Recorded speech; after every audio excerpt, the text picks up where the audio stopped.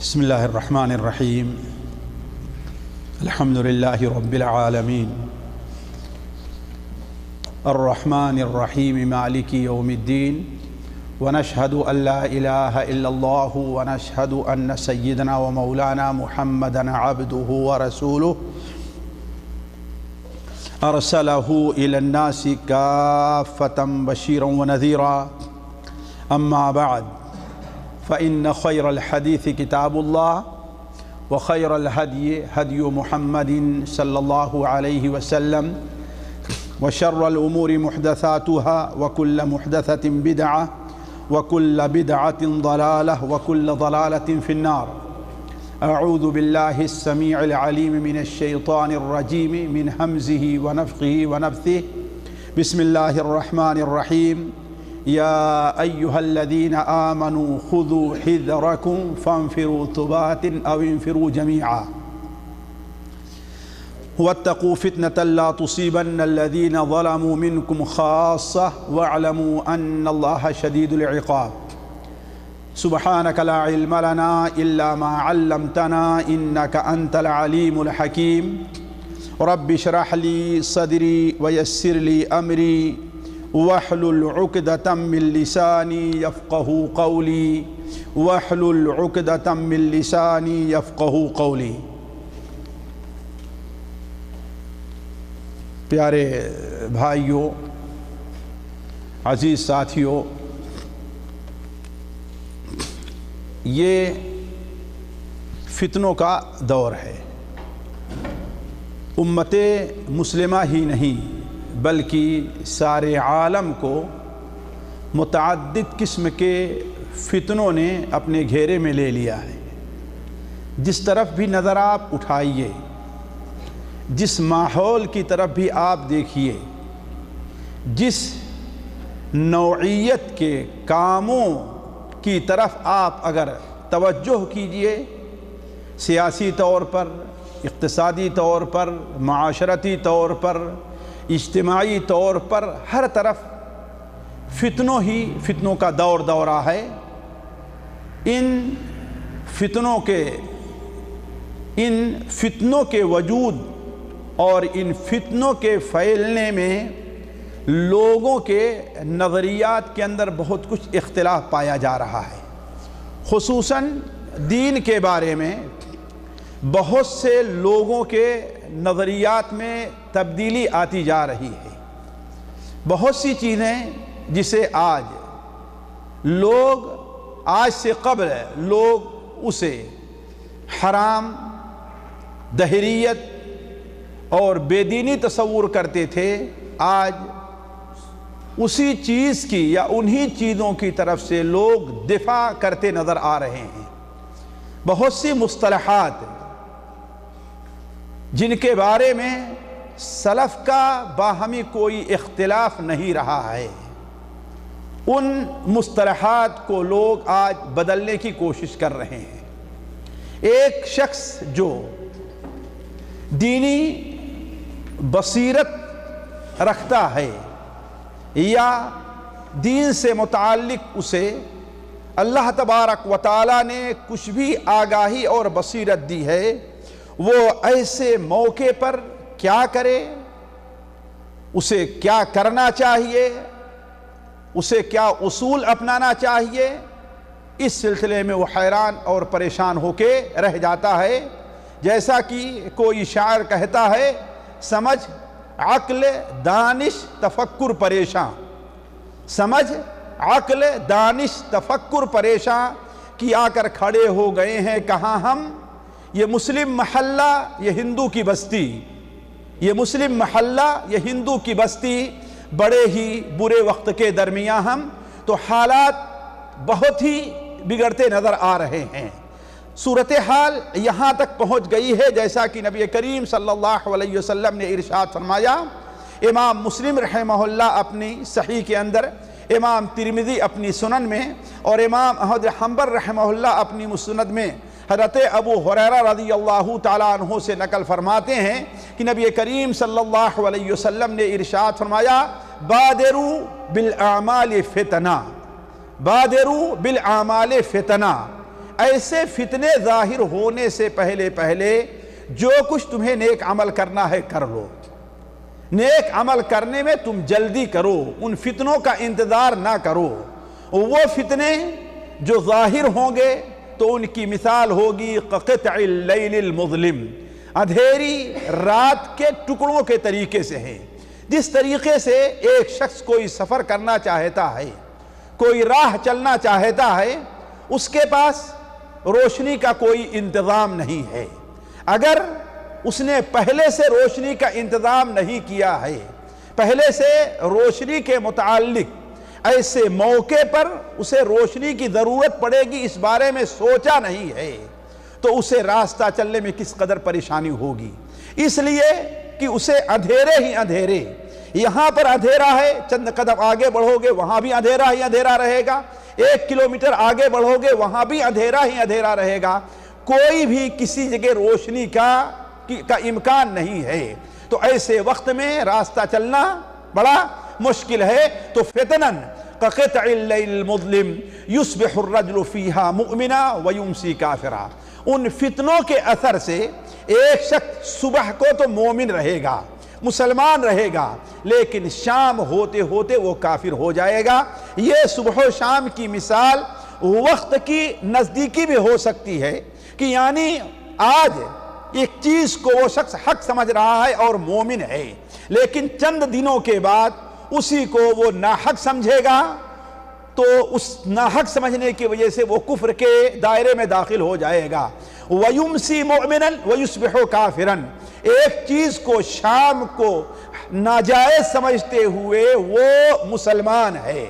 اللہ تبارک و تعالی نے جو حکم نازل کیا ہے، اللہ نے جو احکام قرآن مجید میں نازل فرمائے ہیں، اللہ تعالیٰ نے جو قرآن مجید کے اندر ایک حدود رکھی ہے، وہ حدود سیاسی طور پر ہیں، وہ حدود اقتصادی طور پر ہیں، وہ حدود معاشرتی طور پر ہیں، اس شخص کو وہ قائم رکھتا ہے، اس کو حق سمجھتا ہے تو وہ مومن ہے۔ لیکن صبح ہوتے ہوتے ہو سکتا ہے انہی حدود کے بارے میں اس کے نظریات کچھ بدل جائیں۔ صبح کو وہ سود اور سودی کاروبار کو ناجائز سمجھ رہا ہے، وہ مومن ہے، لیکن حالات ایسے پیدا ہو گئے ہیں، اس کے نظریات ہو سکتا ہے شام کو یا کچھ دن کے بعد بدل جائیں اور سود کی بعض صورتوں کو وہ جائز سمجھنا شروع کر دے۔ وہ شخص آج عورتوں کے مردوں کے اختلاط کو، عورتوں اور مردوں کے ایک ساتھ کام کرنے کو آج جائز سمجھ رہا ہے، جس کی بنیاد پر وہ مومن ہے، لیکن چند دن کے بعد اپنے معاشرے کے حالات کو دیکھ کر کے اس کی برائی اور اس کی خرابی اس کی نظروں سے جاتی رہے، وہ اس کو برا نہ سمجھے، تو گویا کہ وہ کفر کے حدود کے اندر داخل ہو گیا ہے۔ اللہ تعالیٰ نے جو احکام نازل فرمائے ہیں فیصلہ کرنے کے لیے، اگر انسان کے سیاسی مسئلے ہیں ان کا حل قرآن مجید کے اندر رکھا ہے، اقتصادی مسئلے ہیں ان کا حل قرآن مجید کے اندر رکھا ہے، معاشرتی اور اجتماعی جو مسائل ہیں ان کا حل قرآن مجید میں رکھا ہے، اس کو وہ حق اور اس کا نافذ کرنا ضروری سمجھتا ہے۔ اس کے خلاف جتنے احکام ہیں ان کو طاغوتی سمجھتا ہے۔ آج مومن ہے لیکن کچھ دنوں کے بعد کافروں کے تسلط کی وجہ سے، مسلمانوں کی کمزوری کی وجہ سے اسی چیز کو وہ طاغوتی نظام نہ سمجھے بلکہ اس کو جائز سمجھنے لگے، تو وہی انسان گویا کفر کے حدود میں داخل ہو جا رہا ہے۔ ایسی چیزیں آج ہمارے اندر بکثرت ایسے نظریات پائے جا رہے ہیں، تو آپ صلی اللہ علیہ وسلم نے بیان فرمایا وَيُمْسِي مُؤْمِنًا وَيُصْبِحُ كَافِرًا۔ لیکن جو اصل چیز مجھے ذکر کرنی اس حدیث کے اندر کہ یہ چیز جو ہوگی وہ یہ نہیں ہے کہ ادھر آخرت عزیز نہیں ہے، یہ چیز نہیں ہے کہ اس کی سمجھ ایسی نہیں ہے، نہیں، یہ سارا کچھ ہے، لیکن اس کے نظریات یہ بدلیں گے۔ کیوں؟ خالص دنیا کے لیے، کرسی حاصل کرنے کے لیے، مال حاصل کرنے کے لیے، لوگوں کی تائید حاصل کرنے کے لیے، لوگوں کی دنیاوی طور پر لوگوں کی توجہ کو اپنی طرف مبذول کرنے کے لیے، نہ یہ کہ اس کی تحقیق پہلے قرآن اور حدیث سے متعلق یہ تھی اب اس کی تحقیق یہ ہو گئی، یہ مسئلہ نہیں ہوگا۔ اصل مسئلہ کیا ہوگا؟ خواہش نفس کی پیروی ہوگی۔ تو اللہ کے رسول نے ارشاد فرمایا یبیع دینہ بعرض من الدنیا قلیل، یبیع دینہ، اپنے دین کو دنیا کی معمولی فائدے کے عوض بیچ دے گا۔ وہ یہ دیکھے گا کہ سود کو اگر ہم حرام سمجھتے ہیں، اس کی حرمت کا فتویٰ دیتے ہیں، تو آج ہماری بات قبول کرنے والے کوئی نہیں ہے۔ آج ساری دنیا جو اقتصادی طور پر ترقی کر کے گئی ہے نا، وہ اسی سود ہی کی وجہ سے ہے۔ لہذا ہم بھی کسی بھی طریقے سے کھینچ تان کر کے اس کو مسلمانوں کے لیے جائز قرار دیں۔ آج ہم نے عورتوں کو گھر کے اندر بیٹھائے رکھا ہے، اس کا کیا فائدہ ہوا؟ آج دیکھو یورپ کے اندر، امریکہ کے اندر عورتوں کو کیسے آزادی ملی اور وہ لوگ کتنی ترقی کرتے چلے گئے۔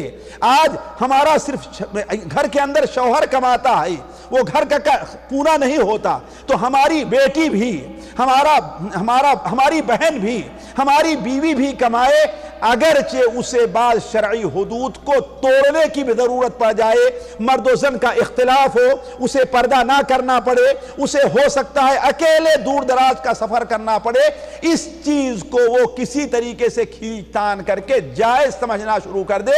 یہی ہے یبیع دینہ بعرض من الدنیا قلیل، دنیا کی معمولی فائدے کے عوض اپنے دین کو وہ بیچ دے گا۔ اسی کی وضاحت کرتے ہوئے نبی کریم صلی اللہ علیہ وسلم نے ایک اور حدیث میں، جسے امام احمد حنبل رحمہ اللہ اپنی کتاب مسند احمد کے اندر حضرت نعمان ابن بشیر رضی اللہ عنہ سے روایت کرتے ہیں کہ آپ صلی اللہ علیہ وسلم نے ارشاد فرمایا، ان بین یدی الساعہ، قیامت سے پہلے، ان بین یدی الساعہ، قیامت سے پہلے، فتنا کانہا قطع اللیل المظلم، قیامت سے پہلے ایسے فتنے ظاہر ہوں گے گویا وہ اندھیری رات کے ٹکڑے ہیں، یصبح الرجل فیہا مؤمنا ثم یمسی کافرا ثم یمسی مؤمنا ثم یصبح کافرا، ایسا ہوگا کہ صبح کو انسان تو مومن رہے گا، شام کو کافر بن جائے گا، شام کو مومن رہے گا، صبح کو کافر بن جائے گا۔ ایسا کیوں ہوگا؟ یبیع اقوام خلاقہم بعرض من الدنیا یسیر، کچھ لوگ ایسے ہوں گے جو دنیا کی معمولی فائدے کے عوض اپنے اخلاق، اپنے نصیب، اپنے حصے کو بیچ دیں گے۔ تو کہنے کا مطلب یہ صورتحال پیدا ہوگی، جہاں یہ ماحول ہوگا ساتھیوں، ہم اس کا مشاہدہ بھی کرتے ہیں اور آپ بھی دیکھتے ہیں، ایسے ماحول میں انسان کا اپنے دین کے اوپر باقی رہنا ایک مشکل کام ہو جائے گا۔ کئی اعتبار سے، ایک اعتبار سے تو یہ کہ اسے طعنوں کا سامنا کرنا پڑے گا، اسے لوگوں کی باتیں سننی پڑیں گی۔ آج ابھی جلد ہی مجھ سے ایک باپ نے اپنی بیٹی سے متعلق، اور بلکہ ان کی عورت نے بھی ٹیلی فون کیا کہ میری بیٹی اب بلوغت کو پہنچ چکی ہے، وہ اسکول میں جاتی ہے، لیکن وہاں پر لڑکیوں نے اس کے دماغ اور اس کے مزاج کو خراب کر دیا ہے۔ لڑکیاں کہتی ہیں کیا تم نے یہ گانا سنا ہے کہ نہیں سنا ہے؟ لڑکیاں اس سے کہتی ہیں کیا تم نے فلاں فلم دیکھی ہے کہ نہیں دیکھی ہے؟ کیا تم فلاں جو جسے بدقسمتی سے ہم لوگ ہیرو کہنے لگے ہیں، جبکہ وہ نالائق بدبخت لوگوں کے دین اور اخلاق کو برباد کرنے والا ایک ناچنے اور گانے والا ہے، ہم اسے ہیرو کا نام دیتے ہیں، کیا تم نے اس کی یہ فلم دیکھی ہے یا نہیں دیکھی ہے؟ تو کہتے ہیں کہ ہماری بیٹی یہ کہتی ہے کہ آپ ہمارے اوپر بلا وجہ کی پابندی لگاتے ہیں۔ تو ماں کہتی ہے تو کیا میں ساتھ رہوں لیکن اپنی بیٹی کو تاکہ اس کی ذہنیت جو ہے بدلنے نہ پائے، کیا میں بعد فلمیں اسے دکھلا سکتی ہوں کہ نہیں دکھلا سکتی ہوں؟ یہ دیکھیے کہ ایسا کیوں ہوا کہ ایک چیز جسے حرام خود سمجھ رہے ہیں اور حرام ہے بھی، اسے اپنے بیٹے کو دکھانے کے لیے وہ راضی کیوں ہو رہی ہے؟ اس لیے کہ لوگوں کے طعن اور تشنیع، لوگوں کے برا کہنے، لوگوں کے عیب لگانے کا خطرہ ہے۔ تو عرض کرنے کا مقصد یہ ہے جہاں پر یہ ماحول ہوگا وہاں پر دین پر اور صراط مستقیم پر قائم رہنا انسان کے لیے بڑا مشکل مرحلہ ہوگا۔ اسی لیے تو ہمارے نبی صلی اللہ علیہ وسلم نے ارشاد فرمایا، جیسا کہ سنن ترمذی میں، مسند احمد میں حضرت انس بن مالک رضی اللہ تعالیٰ عنہ کی روایت ہے کہ آپ صلی اللہ علیہ وسلم نے ارشاد فرمایا، یأتی علی الناس زمان، لوگوں پر ایک وقت آئے گا اور شاید میرے عزیزوں اور میرے ساتھیوں وہ وقت آ چکا ہے، یاتی علی الناس زمان الصابر فیہم علی دینہ، اگر کوئی شخص اپنے دین کے اوپر صبر کرتا ہے اور جمع رہتا ہے، اپنے دین کے اوپر وہ قائم ہے، وہ دین کی جو حدود اللہ تعالیٰ نے رکھی ہیں، جیسا کہ ہمارے نبی صلی اللہ علیہ وسلم نے ارشاد فرمایا ہے، ان اللہ فرض فرائض فلا تضيعوها وحدد حدودا فلا تعتدوها وحرم اشیاء فلا تنتهكوها وسکت عن اشیاء من غیر نسیان فلا تبحثوا عنها۔ انسان کے معاملات کو اللہ کے رسول نے 4 حصوں میں تقسیم کیا ہے، اور ان چاروں کو جمع رہنا گویا اپنے دین کے اوپر یہی چیز ثابت رہنا ہے۔ ان اللہ فرض فرائض فلا تضيعوها، اللہ تعالیٰ نے کچھ چیزوں کو تمہارے اوپر فرض کیا ہے، حاشا للہ اس کو تم لوگ ضائع نہ کرنا، وہ چھوٹنے نہ پائے، وہ ضائع نہ ہونے پائے۔ وحرم اشیاء فلا تنتهكوها، اللہ تعالیٰ نے کچھ چیزوں کو حرام کیا ہے، دیکھو ان چیزوں کو حرمت کو تم پامال نہ کرنا، ان کے قریب نہ جانا۔ وحدد حدودا فلا تعتدوها، اور اللہ تعالیٰ نے دین کی کچھ حدود رکھی ہے، مردوں کے رہنے کے، کمانے کے، کام کرنے کے کچھ حدود ہیں، عورتوں کے رہنے کے، کمانے کے اور کام کرنے کے کچھ حدود ہیں۔ اللہ تعالیٰ نے عبادات جو رکھی ہیں اس کی کچھ حدود ہیں، اللہ تعالیٰ نے محرمات جو رکھا ہے اس کے کچھ حدود رکھا ہے، تو وحدد حدودا فلا تعتدوها، اللہ نے کچھ حدیں مقرر کی ہیں، ان حدوں سے آگے بڑھنے کی کوشش نہ کرنا۔ وَسَكَتَ عَنْ أَشْيَاءَ مِنْ غَيْرِ نِسْيَانٍ، اور بہت سی چیزوں کے بارے میں بھول کر کے نہیں، تمہارے اوپر رحمت کرنے کے لیے اللہ نے ان کے بارے میں خاموشی اختیار کی ہے، اس کے پیچھے تم نہ پڑنا۔ یہ 4 چیزیں ہیں، تو ان 4 چیزوں پر قائم رہنا کیا ہوگا؟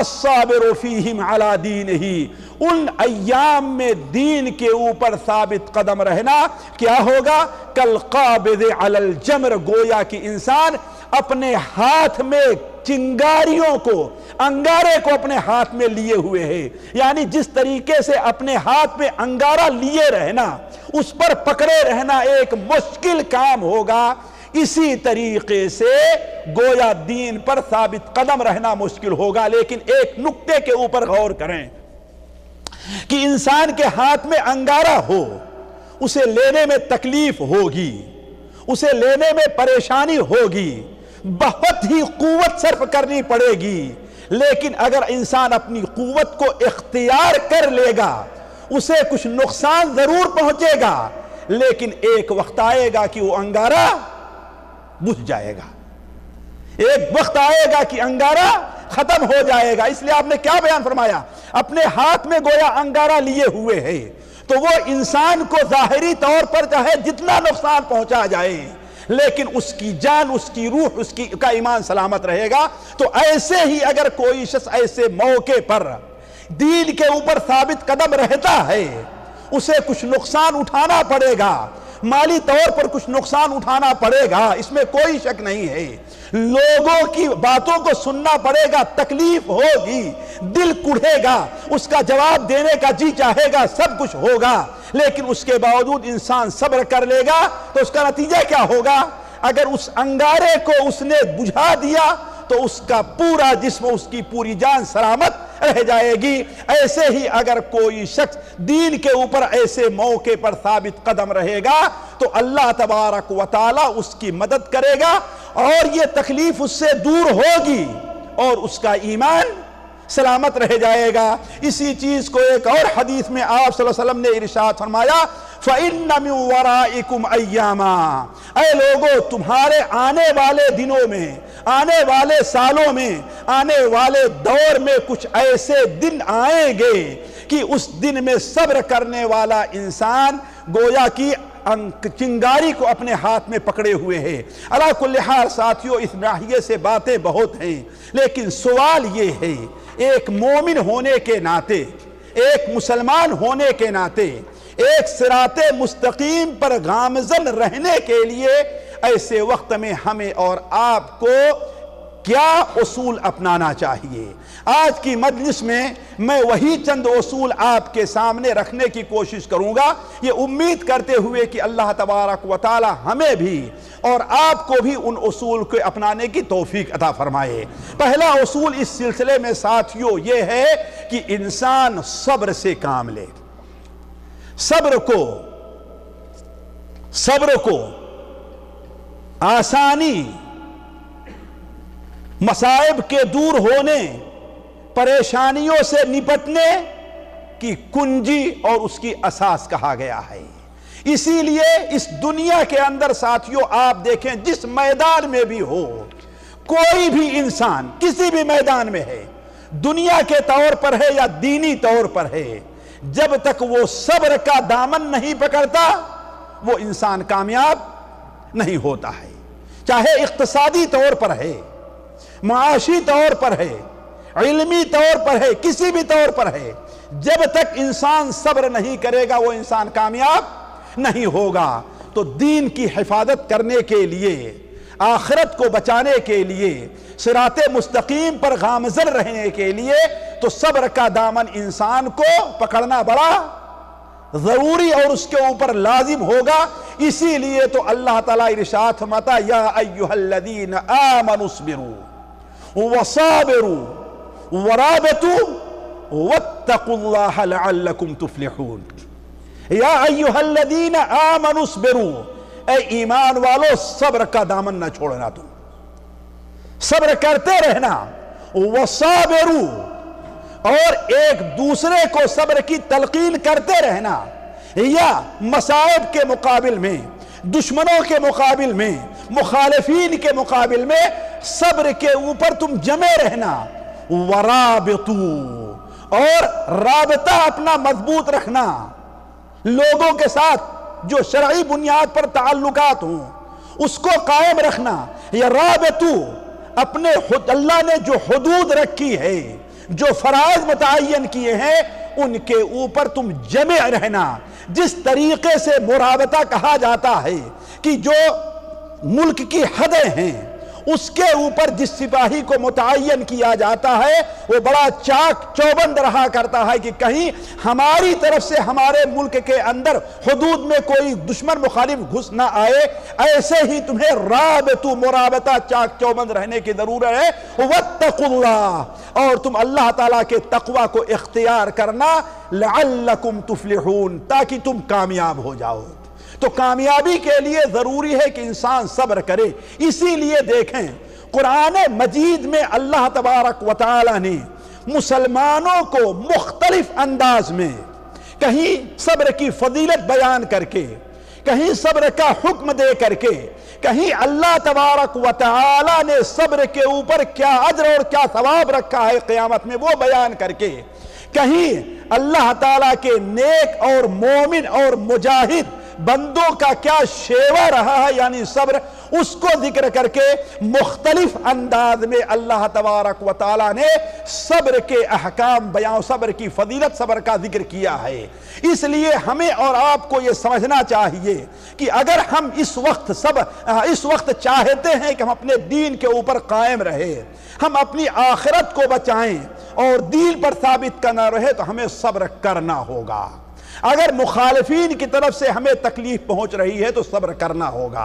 اور سب سے بڑا جو صبر ہے ساتھیوں، سب سے بڑا اور صبر کی جو سب سے اعلیٰ قسم ہے، جس کو اللہ تعالیٰ نے قرآن مجید میں فلاح اور قیامت کی بنیاد قرار دیا گیا ہے، وَالْعَصْرِ إِنَّ الْإِنسَانَ لَفِي خُسْرٍ إِلَّا الَّذِينَ آمَنُوا وَعَمِلُوا الصَّالِحَاتِ وَتَوَاصَوْا بِالْحَقِّ وَتَوَاصَوْا بالصبر۔ یہ قرار دیا ہے، یہ صبر کیا ہے اس کو سمجھنا چاہیے۔ یہ صبر سب سے اعلیٰ درجے کا صبر یہ ہے کہ اللہ تبارک و تعالیٰ نے جو فرائض آپ کے اوپر رکھے ہیں، اللہ تعالیٰ نے آپ کے لیے جو حد متعین کر رکھی ہے، اللہ تعالیٰ نے جن چیزوں کا آپ کو حکم دیا ہے، ان چیزوں کو شرعی لحاظ سے مکمل طور پر انجام دینے میں انسان صبر سے کام لے۔ آج آپ نماز پڑھیں گے، جہاد کے اوپر آپ نماز پڑھیں، ٹرین کے اوپر نماز پڑھیں تو بہت سے لوگ آپ کو حقارت کی نظر سے دیکھیں گے۔ اسی لیے آج ہمارے بہت سے لوگ، حتیٰ کہ بہت پڑھا لکھا طبقہ بھی بہت سے لوگوں کا، جہاد پر سفر کرتا ہے تو نماز نہیں پڑھے گا، ٹرین سے سفر کرتا ہے تو نماز نہیں پڑھے گا۔ کیوں؟ اس کے لیے دنیاوی طور پر 50 بہانے ہوا کرتے ہیں۔ لیکن اگر آپ چاہتے ہیں کہ آپ دین کی حدود کو قائم رکھیں، دین کے فرائض کو ضائع نہ کرنے دیں، تو دنیا کی کوئی جگہ بھی ہے، اللہ کی قسم کوئی بھی جگہ ہے، وہ آپ کو نماز پڑھنے سے نہیں روکتی ہے۔ کہیں پر بھی ہے آپ نماز پڑھ سکتے ہیں۔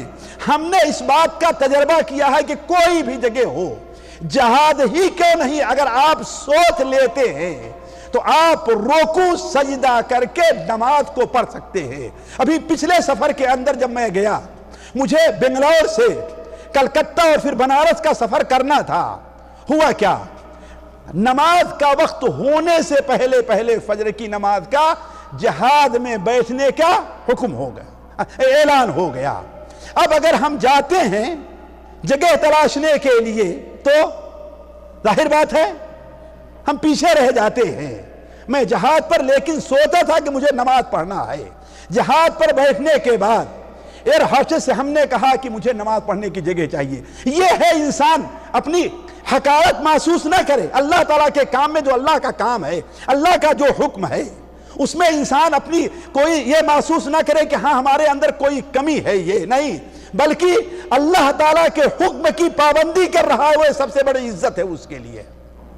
نتیجہ کیا ہے ساتھیوں؟ مسلمان ملک نہیں ہے، مسلمانوں کی یہ جو ایئر لائنس ہے وہ نہیں ہے، اس میں عام غیر مسلم کی ہے۔ لیکن اس ایئر ہوسٹس نے کہا کہ بس مجھے 1 منٹ کی یاد دیجئے، میں اس سے پوچھ کر کے آؤں جو پائلٹ ہے، اس لیے اسے نہیں ہے۔ پائلٹ کے بعد جا کر پوچھ کر آتی ہے تو کہتی ہے ٹھیک ہے، وہاں جہاں پیچھے جو کھانا وغیرہ رکھا رہتا ہے، کہا جا کر کے وہاں آپ نماز پڑھ لیجئے۔ تو کہنے کا مطلب ہے اگر انسان سوچ لے، اور ہم نے یہ دیکھا ہے کہ اگر انسان سوچ لے تو کہیں بھی کیوں نہیں ہے، کسی بھی جگہ ہے، اسے نماز پڑھنے کے اندر دنیا کی کوئی طاقت رکاوٹ نہیں بنتی ہے۔ فرق ہے اسے سوچتا مجھے کام کرنا ہے۔ تو عرض کرنے کا مقصد یہ ہے کہ سب سے بڑا صبر یہ ہے کہ ایسے فتنے کے دور میں ہماری ایک بہن کے لیے آج پردہ کرنا بڑا عیب سمجھا جاتا ہے، اور یہ سمجھا جاتا ہے کہ ارے یہ بڑے پرانے لوگ ہیں، یہ بڑے پرانے خیالات کے لوگ ہیں۔ لیکن اسے سننا پڑے گا، اکیلی رہے گی، ہو سکتا ہے کسی جگہ سفر کر رہی ہے، وہاں پر 1000 عورتیں ہیں، تمام کی عورتیں بے پردہ ہوں، لیکن وہی ایک پردے سے ہوگی۔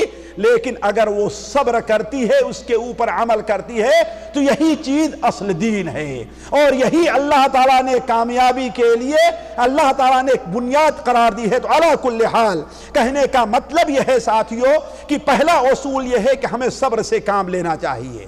یہ دشمنوں کی تکلیفیں، مخالفین کی آوازیں، وقت کی کمی، کوئی بھی صورتحال ہو، ہمیں کسی بھی موقع پر صبر کا دامن نہیں چھوڑنا ہے۔ میں اس سلسلے میں زیادہ تفصیل میں نہ جا کر کے صرف ایک حدیث جو صحیح بخاری کے اندر ہے، حضرت خباب بن عرط رضی اللہ عنہ بیان فرماتے ہیں کہ مشرکین نے ہمیں بڑی تکلیف دی، ایسی تکلیفیں دی جن تکلیفوں کا برداشت کرنا عام انسانوں کے بس میں نہیں ہے۔ یہی خباب ابن عرط ہیں رضی اللہ تعالی عنہ۔ ساتھیوں، انہیں کیا تکلیف دی جاتی تھی مکہ کے اندر؟ ذرا غور کریں، آگ کے انگارے بنائے جایا کرتے تھے، اور انگاروں پر ننگی پیٹھ انہیں لٹایا جاتا تھا۔ ذرا سوچیں، آگ کے انگارے اور ان انگاروں پر ننگی پیٹھ لٹایا جاتا تھا۔ وہ بیان کرتے ہیں ان انگاروں کو میرے جسم کا خون اور میرے جسم کی پیپ بھی ان انگاروں کو بجھایا کرتی تھی۔ ذرا دیکھیں، یہ تکلیفیں انہیں دی گئیں۔ کہا کہ میں ایک بار مسجد حرام میں داخل ہوا، دیکھا کہ نبی کریم صلی اللہ علیہ وسلم ایک چادر کا اپنا لگائے ہوئے اور خانہ کعبہ کو ٹیک لگا کر کے بیٹھے ہوئے ہیں۔ ہم نے کہا اے اللہ کے رسول صلی اللہ علیہ وسلم، الا تستنصر لنا، الا تدعو اللہ لنا، اے اللہ کے رسول صلی اللہ علیہ وسلم، اب مشرکین کی اور مخالفین کی تکلیفیں برداشت نہیں ہو رہی ہیں۔ اے اللہ کے رسول، حد سے بڑھ چکی ہیں، آپ اللہ تعالیٰ سے ہمارے لیے مدد طلب نہیں کریں گے، اللہ تعالیٰ سے ہمارے آسانی کے لیے دعا نہیں کریں گے؟ لیکن نبی کریم صلی اللہ علیہ وسلم نے کیا فرمایا؟ راوی بیان کرتے ہیں کہ آپ کے چہرے کا رنگ بدل گیا کہ ابھی ہی اتنے ہی صبر کے اوپر، ابھی تو یہ صبر تمہارے جسم کے اوپر ہے، تم سے پہلے تو ایسے لوگ بھی گزرے ہیں کہ انہیں زمین میں گاڑ دیا جاتا تھا اور ان کے سر پر آرا رکھ کر کے انہیں دو حصوں میں تقسیم کر دیا جاتا تھا، لیکن اس تکلیف نے بھی انہیں دین کے اوپر ثابت قدم رکھا، اس تکلیف میں بھی ثابت قدم رہے، اور یہ ظلم بھی انہیں دین سے نہیں پھیر سکا۔ تم سے پہلے تو کچھ لوگ ایسے بھی ہوتے تھے جن کو آرے سے فاڑ دینے کے سے بڑھ کر کے ان کے اوپر ظلم ہوتا تھا۔ ہوتا یہ تھا کہ ان کو کھڑا کیا جاتا، ان کے جسم کو برہنہ کر دیا جاتا اور لوہے کی کنگھی لے آ کر کے ان کے جسم کے گوشت اور پوست کو ہڈیوں سے الگ کر دیا جاتا، لیکن یہ تکلیف بھی انہیں ان کے دین سے پھیرتی نہیں تھی۔ تم لوگ جلد بازی سے کام لے رہے ہو۔ تو عرض کرنے کا مقصد یہ ہے ساتھیو کہ یہ دین جو ہے اس سے ثابت قدم رہنے کے لیے ہمارے اور آپ کے لیے ضروری ہے کہ ہم صبر سے کام لیں۔ دوسری چیز میرے عزیزوں اور میرے بھائیوں جو بہت اہم ہے، آج بہت سے لوگوں کا معاملہ یہ ہے کہ دین کی بعض باتوں پر عمل کرتے ہیں اور بعض کو حالات کے پیش نظر چھوڑ دیتے ہیں۔ آج مثال کے طور پر وہ عبادات کے بارے میں تو بڑے پورے اترتے ہیں اپنے طور پر، لیکن جہاں معاملات کا معاملہ آیا، خرید اور فروخت کا، جہاں معاشرت کا معاملہ آیا، اسی لیے ایک شخص کو دیکھیں گے کہ وہ ماشاءاللہ 5 وقتہ نماز کا پابند ہے، اور ماشاءاللہ اس کی داڑھی بھی ایسی ہے، اور ماشاءاللہ ہر سال رمضان میں اعتکاف کرنے کے لیے کہاں آتا ہے، لیکن اس کے بچے بے نمازی ہیں، حتیٰ کہ اس کی بیوی اور اس کی بیٹیاں بھی پردہ نہیں کرتی ہیں۔ کیوں؟ حالات اس کے لیے سازگار نہیں ہیں۔ ہماری بیٹی کو کالج پڑھنے جانا پڑتا ہے، ہماری بیٹی تو فلاں جگہ لیکچرر ہے، ہمارا بیٹا تو یہ ہے، کیا کریں، ہمیں یہ آزادی دینی پڑتی ہے۔ ایسا آپ دیکھیں تو آپ کے ماحول میں بہت کچھ ہوگا۔ یہ ثابت قدم رہنے کا اصل قاعدہ نہیں ہے، بلکہ اصل چیز یہ ہے، یا ایھا الذین آمنوا، یا ایھا الذین آمنوا، اے ایمان والو، ادخلوا فی السلم کافہ، اے لوگو دین میں پورے کے پورے داخل ہو جاؤ، دین میں مکمل طور پر داخل ہو جاؤ۔ دین کے اندر ہمارے دین کے 4 شعبے ہیں، ان چاروں کو اگر کوئی اپناتا نہیں ہے تو پورا مسلمان نہیں ہے۔ عقائد ہیں، عبادات ہیں، معاملات ہیں اور اخلاقیات ہیں، یہ 4 چیزیں ہیں۔ عقائد ہیں، عبادات ہیں، معاملات ہیں اور اخلاقیات ہیں، یہ 4 چیزیں ہیں۔ ان 4 چیزوں کو اپنی زندگی میں نافذ کرنا اخلاق ہی کیوں نہیں ہے؟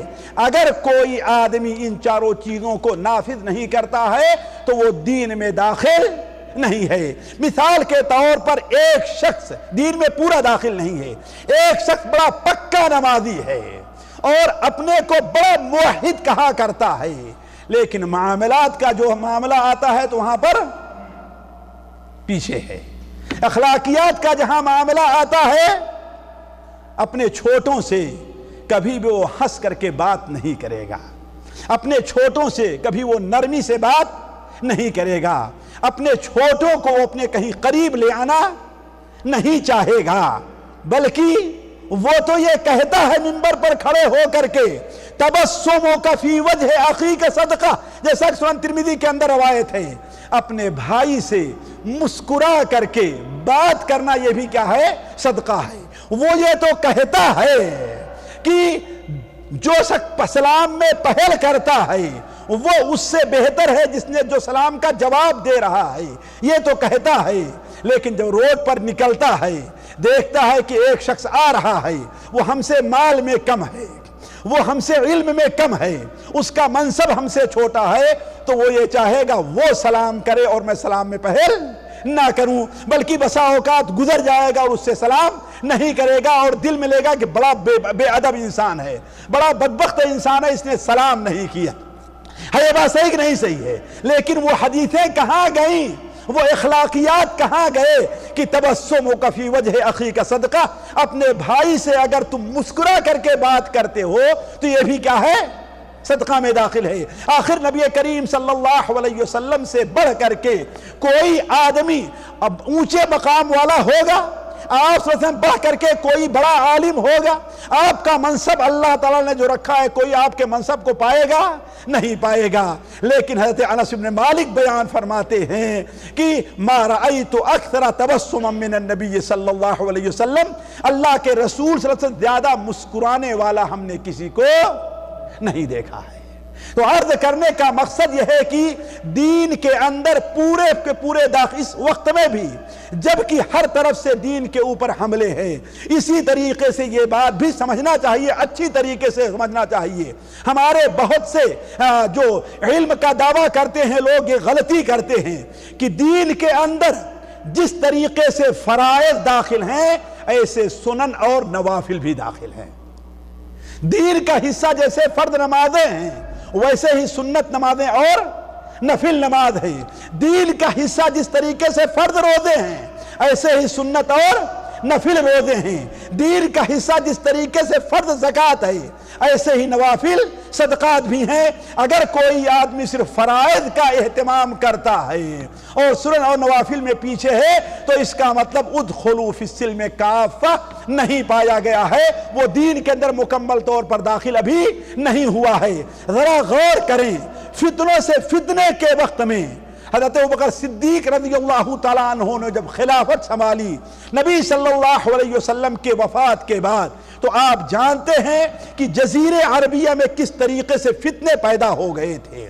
کچھ لوگ تھے جنہوں نے انکار کر دیا تھا کہ ہم زکوٰۃ نہیں دیں گے، کچھ لوگ تھے جنہوں نے کہا تھا کہ ہم زکوٰۃ تو دیں گے لیکن خلیفہ کو زکوٰۃ نہیں دیں گے، کچھ لوگ تو یہ تھا کہ دین اسلام ہی سے مرتد ہو گئے تھے۔ حضرت ابوبکر صدیق رضی اللہ تعالیٰ عنہ کو دیکھیے، انہوں نے ہر ایک سے جہاد کیا اور قتال کیا ہے۔ جو لوگ دین سے مرتد ہوئے ان سے بھی، جو کہتے تھے کہ ہم نماز پڑھیں گے، روزہ رکھیں گے، حج کریں گے لیکن زکوٰۃ نہیں دیں گے، ان سے بھی قتال کیا۔ اور جن لوگوں نے یہ کہا تھا ہم نماز پڑھیں گے، روزہ رکھیں گے، حج کریں گے، زکوٰۃ بھی دیں گے لیکن زکوٰۃ ہم اپنے طور پر تقسیم کریں گے، خلیفۃ المسلمین کو نہیں دیں گے، حضرت ابوبکر نے ان سے بھی قتال کیا۔ بلکہ حضرت عمر نے کہا کہ اے اللہ کے رسول کے خلیفہ، آپ ان لوگوں سے قتال کریں گے جو نماز پڑھ رہے ہیں؟ کہا اللہ کی قسم، ذرا اس نقطے کے اوپر غور کریں، اللہ کی قسم اگر وہ اللہ کے رسول زمانے میں بکری دیتے تھے زکوٰۃ میں اور بکری کے ساتھ اس کی رسی بھی دیتے تھے، آج اگر بکری دیتے ہیں رسی کو روک لیتے ہیں تو میں ان سے بھی قتال کروں گا۔ تو ادخلوا فی السلم کافہ، فتنوں کے دور میں انسان کو چاہیے، مسلمان مومن کو چاہیے کہ وہ دین کے اندر پورے کے پورے طور پر داخل رہے، یعنی حتی الامکان اپنی وسعت بھر، اپنی طاقت بھر، اپنے وقت بھر، اپنی استطاعت بھر جتنا وہ دین کی باتوں پر عمل کر سکتا ہے وہ عمل کرتا رہے۔ تیسرا اصول ساتھیوں ہمیں جو اپنانا ہے وہ انسان ان دونوں باتوں میں کن میں یاد ہے کہ بھول گئے ہیں؟ جی کون؟ صبر کرنے، اور دوسری دین کی باتوں پر مکمل عمل کرنے کی صورت میں انسان اپنی طاقت پر، اپنے بہادری پر نہ اترائے بلکہ اللہ تعالیٰ پر توکل کرے، اللہ تعالیٰ پر بھروسہ کرے۔ اگر اللہ تعالیٰ پر توکل کرتا ہے، اللہ تعالیٰ پر بھروسہ کرتا ہے تو انسان یقیناً کامیاب ہوگا۔ ایسے فتنوں کے دور میں ایک مومن کا بھروسہ صرف اللہ تعالیٰ پر ہونا چاہیے، اسے یقین ہونا چاہیے کہ اللہ تبارک و تعالی پر اگر ہمارا توکل ہے تو اللہ تعالی ہماری مدد ضرور کرے گا. ہم دین کے اوپر گامزن رہیں گے, ہم دین کی باتوں پر عمل کریں گے تو اللہ تعالی ہمارے لیے راستے ضرور ہموار کرے گا. جیسے کہ ہم نے کہا, اگر انسان یہ عزم کر لے کہ ہاں بھائی ہمیں نماز پڑھنی ہے, چھوڑنی نہیں ہے, چاہے جس جگہ ہم موجود ہیں, ہمارے مخالفین ہی کیوں نہ ہوں, تو اس وقت اگر انسان اللہ تعالیٰ پر توکل کرے, اور توکل کا معنی کیا ہے اس پر بھی غور کرے, یعنی انسان اس کے لیے اسباب کو استعمال کرے. یہ نہیں کہ ہم جہاں پر بیٹھے ہمیں کوئی جگہ نہیں مل رہی ہے, نہیں, آپ پوچھئے, آپ سوال کیجئے, آپ اس سے اجازت لیجئے, آپ اسباب کو اختیار کیجئے اور پھر نتیجہ اللہ تعالیٰ پر چھوڑیے, اللہ تعالیٰ آپ کی مدد ضرور کرے گا. اگر آپ قرآن مجید کا مطالعہ کریں, آپ حدیث رسول کا مطالعہ کریں, تو مشکل سے مشکل وقت میں, فتنوں اور مصائب کے دور میں, اللہ تبارک و تعالیٰ کے نیک بندے, خواہ وہ انبیاء کی شکل میں ہیں, خواہ وہ صلحاء اور اولیاء کی شکل میں ہیں, انہوں نے ہمیشہ اللہ تعالیٰ پر توکل کا دامن نہیں چھوڑا ہے. چنانچہ سب سے پہلے رسول اس دنیا میں آتے ہیں, وہ کون ہیں؟ حضرت نوح علیہ السلام ہیں. حضرت آدم سب سے پہلے نبی ہیں, لیکن سب سے پہلے رسول کون ہے؟ حضرت آدم علیہ السلام کے زمانے میں مخالفین کا کوئی دباؤ نہیں تھا, لیکن اصل دباؤ کب ہوا ہے حضرت؟ اس لیے کہ لوگ ایمان نہیں لے آئے, اور ایمان نہ لانا تو دور کی بات ہے. حضرت نوح علیہ السلام سے کیا کہنے لگے؟ لَإِن لَّمْ تَنْتَهِ يَا نُوحُ لَنَرْجُمَنَّكَ, اے نوح اگر اپنی اس دعوت سے, اپنی ان باتوں سے تم رکے نہیں تو لَنَرْجُمَنَّكَ, ہم تمہیں پتھر مار مار کر کے ہلاک کر دیں گے. ایسے وقت میں حضرت نوح علیہ السلام نے اپنی قوم کے سامنے کیا پیش کیا ہے؟ سب سے اہم چیز جو پیش کی ہے وہ کیا ہے؟ اللہ تبارک و تعالیٰ پر توکل ہے. چنانچہ سورہ یونس کے اندر جہاں حضرت نوح علیہ السلام کا ذکر ہے, اللہ تعالیٰ فرماتا ہے وَاتْلُ عَلَيْهِمْ نَبَأَ نُوحٍ, ان لوگوں کے سامنے, اپنی قوم کے سامنے, وہ مسلمان جو پریشان ہے ان کے سامنے حضرت نوح علیہ السلام کا قصہ بیان کیجئے. اِذْ قَالَ لِقَوْمِهِ, جب اپنی قوم کو چیلنج کرتے ہوئے تھے, نوح علیہ السلام نے کہا تھا یا قومی ان کان کبر علیکم مقامی وتذکیری بآیات اللہ, اگر اللہ تبارک و تعالیٰ کی آیات کو پڑھ پڑھ کر کے, اللہ تعالیٰ کے احکام کو بیان کر کے, اگر تمہیں نصیحت کرنا میرا بھاری پڑ رہا ہے, میرا یہاں پر رہنا, اللہ کے دین کی دعوت دینا تمہارے اوپر بھاری پڑ رہا ہے, تو تم جو بھی طریقہ اختیار کرنا چاہو آپس میں مشورے کر لو, بعد میں کوئی اعتراض کی گنجائش نہ رہ جائے, پھر اس کے بعد اکٹھا ہو کر کے ہمارے خلاف جم کر کے آ جاؤ. ایسے موقع پر کیا ہوگا؟ فعلی اللہ توکلت, میں اللہ تعالیٰ پر توکل اور بھروسہ کر رہا ہوں. ذرا اس آیت پر غور کریں, ان کان کبر علیکم مقامی وتذکیری بآیات اللہ فعلی اللہ توکلت, تو میں تو اللہ پر توکل کر رہا ہوں. فاجمعوا امرکم وشرکاءکم, اپنے معاملات کو درست کر لو, اپنے ساتھیوں کو اکٹھا کر لو. ثم لم یکن امرکم علیکم غمہ, اور تمہارے معاملے میں تمہیں کوئی شبہ نہ رہ جائے, یعنی ساری تدبیریں اختیار کر کے ثم اقضوا الیہ, پھر ہمارے مقابلے کے لیے آؤ. ولا تنظرون, ہمیں کوئی مہلت نہ دو, لیکن ایسے وقت میں میرا بھروسہ کیا ہوگا؟ علیہ توکل, تو اللہ پر توکل رہے گا.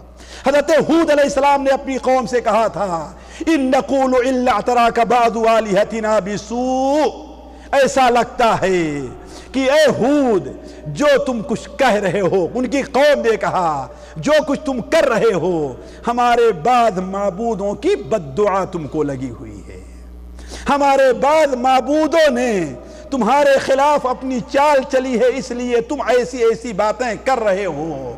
لیکن حضرت ہود علیہ السلام نے کیا کہا؟ انی اشہد اللہ واشہدوا انی بریء مما تشرکون, تم ان کی مجھے دھمکی دیا کرتے ہو جو اپنے سر پر سے ایک مکھی کو نہیں ہٹا سکتے ہیں, تم ان کی باتیں کر رہے ہو کہ ان کے سامنے جو کھانا رکھتے وہ کتا آ کر کے لے کر کے چلا جاتا ہے، تم ان کی باتیں کر ہمیں اگر نقصان پہنچائیں گے، ان کے اوپر تو آتا ہے ایک کتا بھی پیشاب کر کے چلا جاتا، تم ان کی باتیں کر رہے ہو۔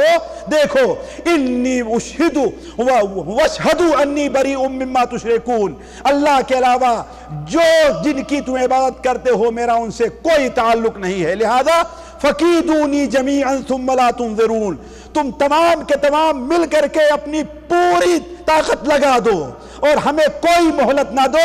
انی توکلت علی اللہ ربی وربکم، لیکن میرا توکل کس کے اوپر ہے؟ اللہ جو ہمارا رب ہے اور تمہارا رب ہے۔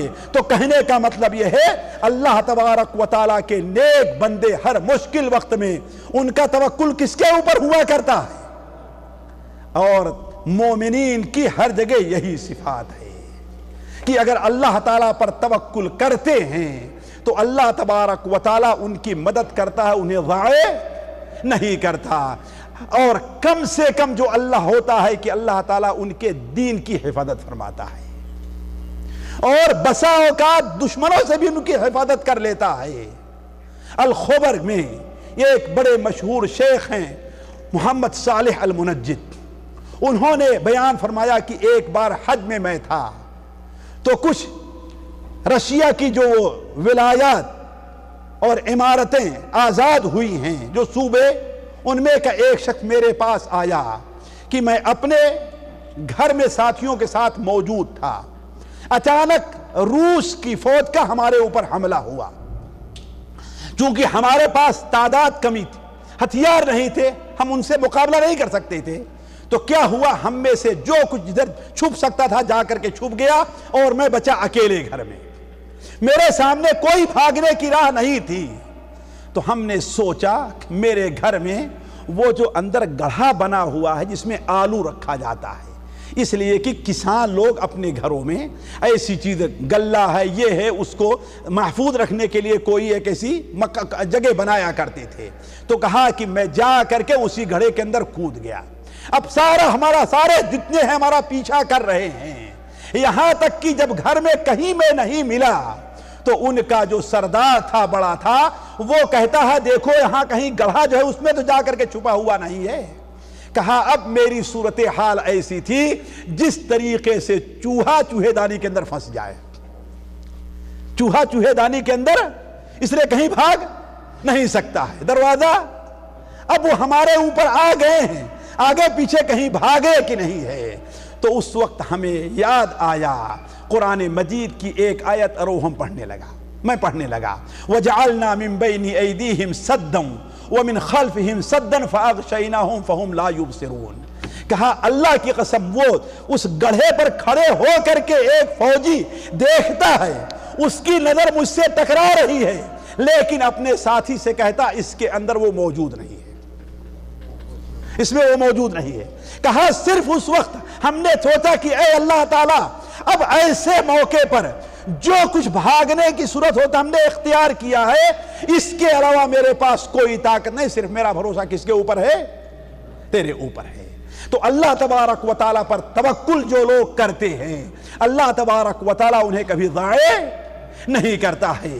اسی طریقے سے ساتھیوں چوتھا اصول جو اپنانا چاہیے جس میں بہت کمی ہمارے اندر پائی جاتی ہے وہ یہ ہے کہ ایک مومن کو چاہیے کہ جہاں پر اللہ تعالیٰ پر اس کا توکل ہو، اور وہ توکل آج کل کے لوگوں کے طریقے سے بالکل یہ جھوٹا توکل نہیں، بلکہ اللہ تبارک و تعالیٰ پر سے اپنے تعلق کو انسان کو جوڑے رکھنا چاہیے، اللہ سے تعلق اس کا جڑا رہے۔ اللہ تعالیٰ سے جڑا کیسے رہے گا؟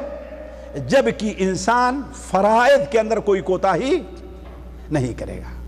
یہ سوچے انسان کہ مسجد میں ہے تو کس کے گھر میں ہے؟ اللہ تعالیٰ کے گھر میں ہے۔ آج ہمارا جی مسجد میں کم لگتا ہے اور بازار میں، اس کا مطلب ہے کہ ہمارا تعلق اللہ سے ٹوٹا ہوا ہے۔ وہ یہ سوچے کہ وہ قرآن پڑھ رہا ہے تو کس کی کتاب پڑھ رہا ہے؟ جی اللہ کی کتاب پڑھ رہا ہے۔ ایک آدمی ہماری کوئی کتاب پڑھتا ہے تو میرا تعلق اس سے ہوتا ہے میری محبت ہوتی کہ میری کتاب پڑھ رہا ہے، یہ جائے کہ آپ اللہ کی کتاب پڑھیں گے۔ اگر انسان نماز میں کھڑا ہے تو وہ سوچے کس کے سامنے کھڑا ہے؟ جی اللہ کے سامنے کھڑا، اللہ سے گویا گفتگو کر رہا ہے۔ یہیں پر دیکھیے یہ راز ہے ساتھیوں کہ انسان جب نماز میں کھڑا ہوتا ہے تو کیا پڑھتا ہے؟ سب سے پہلے اعوذ باللہ بسم اللہ کے بعد الحمدللہ رب العالمین الرحمن الرحیم مالک یوم الدین، 3 آیتیں ہیں نا، چوتھی آیت کیا پڑھتا ہے؟ کیا پڑھتا ہے؟ ایاک نعبد۔ کیوں؟ ذرا سوچیں کیا نکتہ ہے؟ اس لیے کہ اللہ کے سامنے کھڑا ہے اور کھڑے ہو کر پہلے اللہ کی تعریف کرتا ہے، الحمدللہ رب العالمین، تمام جہان کا پالنے والا، ان کا مالک، ان کا خالق، ان میں تصرف کرنے والا کون ہے؟ اللہ ہے۔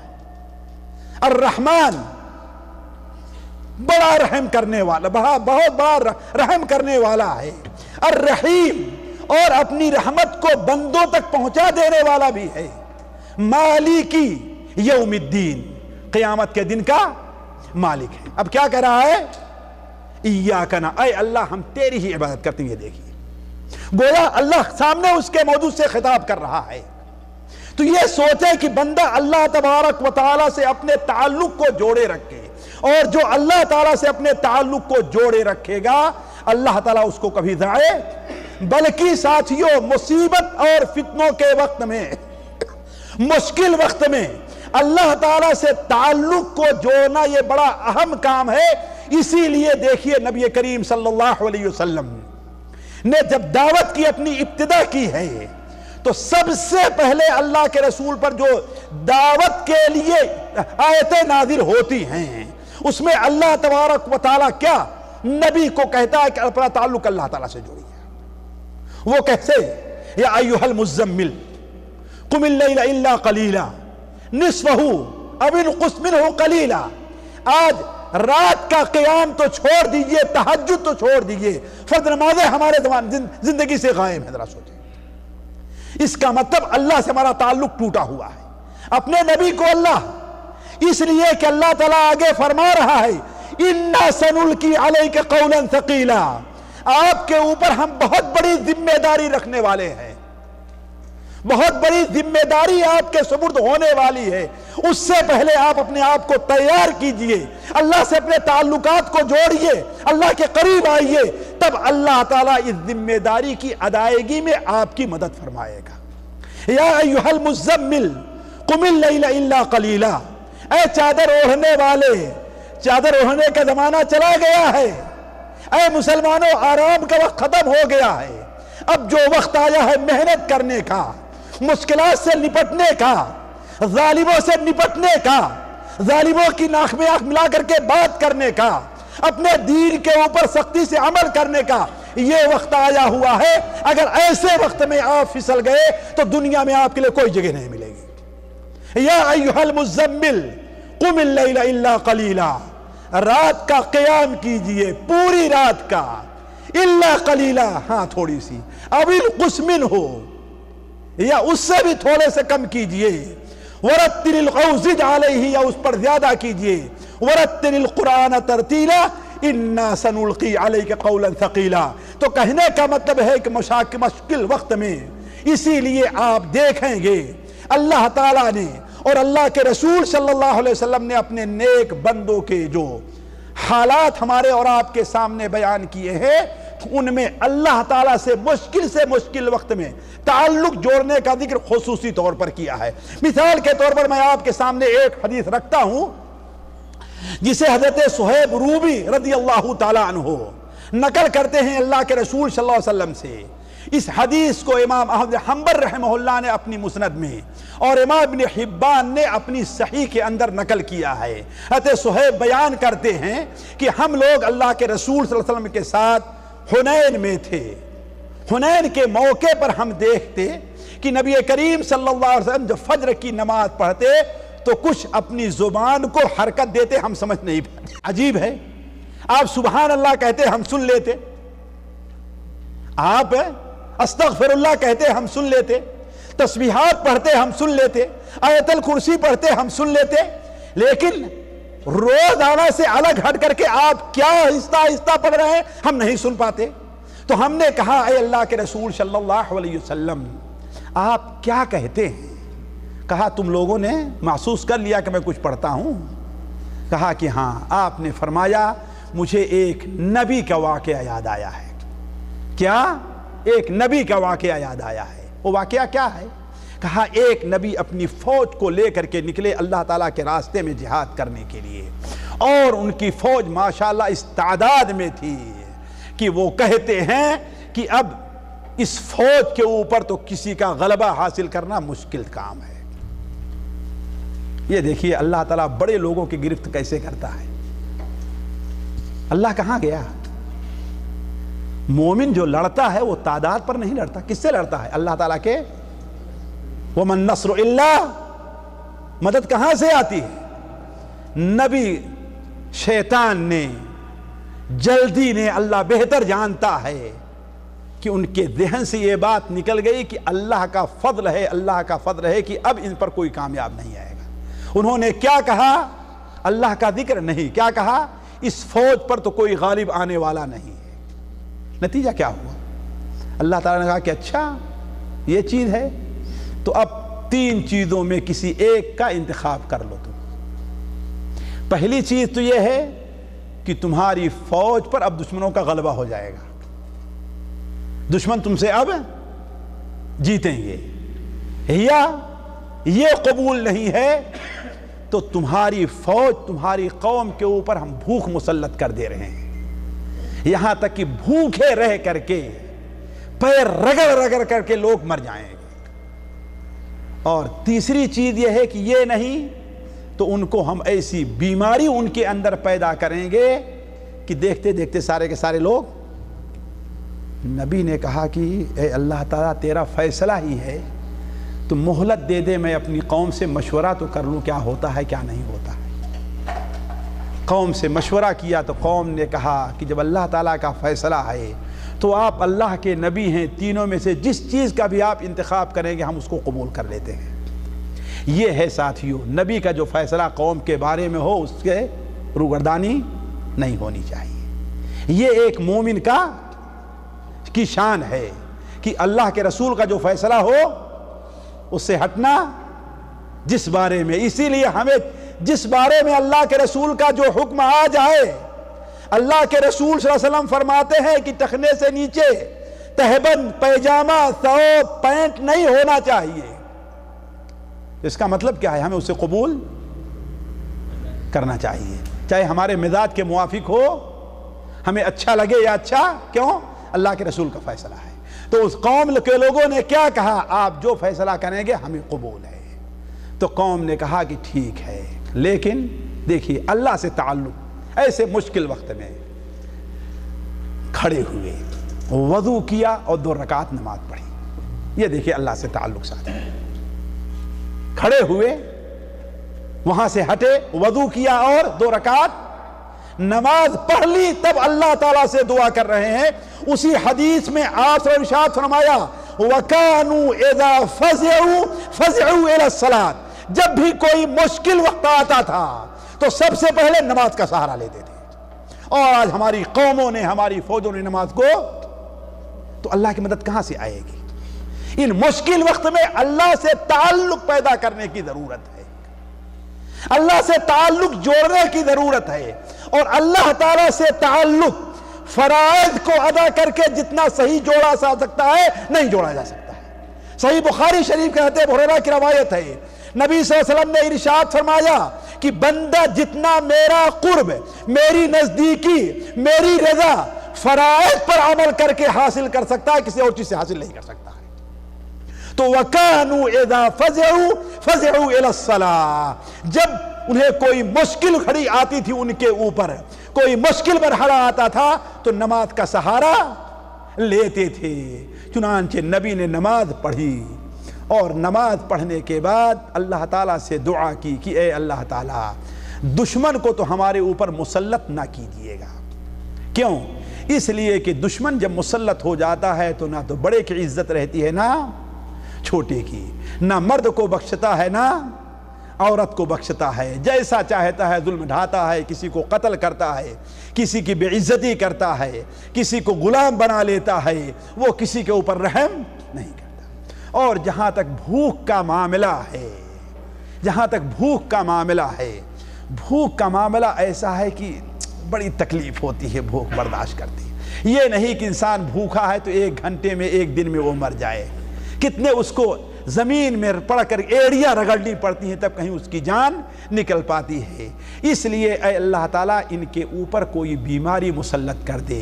ہمارے نبی صلی اللہ علیہ وسلم بیان فرماتے ہیں کہ 3 دن میں ان کے 70,000 لوگ مر گئے ہیں۔ کتنا؟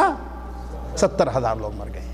لیکن کہنے کا مطلب اصل چیز یہ ہے کہ ایسے مشکل وقت میں بھی اللہ تعالیٰ کے نبی نے کیا کیا ہے، کس کا دامن پکڑا ہے؟ اللہ سے تعلق کا۔